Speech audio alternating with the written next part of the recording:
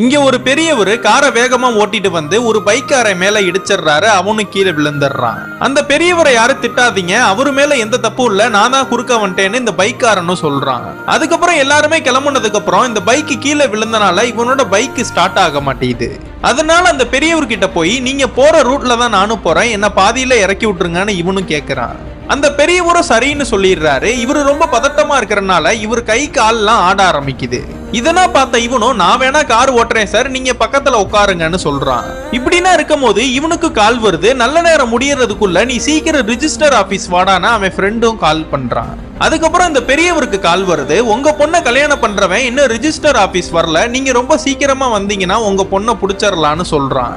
இவன் முன்னாடி பேசிக்கிட்டதை கேட்ட இந்த பெரியவரும் நீங்களும் ரிஜிஸ்டர் ஆபீஸ் தான் போறீங்களான்னு கேக்குறாரு. ஆமா, நான் ஒரு பொண்ணை கல்யாணம் பண்ண போறேன்னு இவனும் சொல்றான். ஆக்சுவலா இந்த பெரியவரோட பொண்ணு வீட்டுக்கு தெரியாம ரிஜிஸ்டர் ஆபீஸ்ல கல்யாணம் பண்ணலான்னு போயிருப்பா. அந்த கல்யாணத்தை தடுத்து நிறுத்தணும்னு இந்த பெரியவரும் அந்த ஆபீஸுக்கு தான் போறாரு.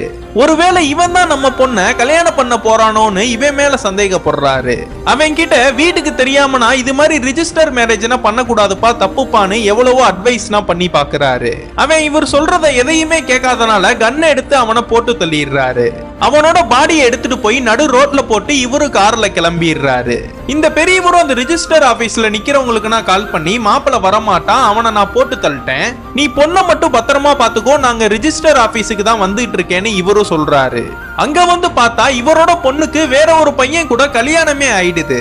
இதனா பார்த்த இவரும் நம்ம தான் தப்பா நினைச்சு வேற ஒரு பையனை கொன்னுட்டோமேன்னு வருத்தப்படுறாரு. அந்த பையனை கட்டிக்க போற பொண்ணு ரிஜிஸ்டர் ஆபீஸ்ல அவனுக்காக வெயிட் பண்ணிக்கிட்டு இருக்கா. அதை அந்த பெரியவரும் பாக்குறாரு.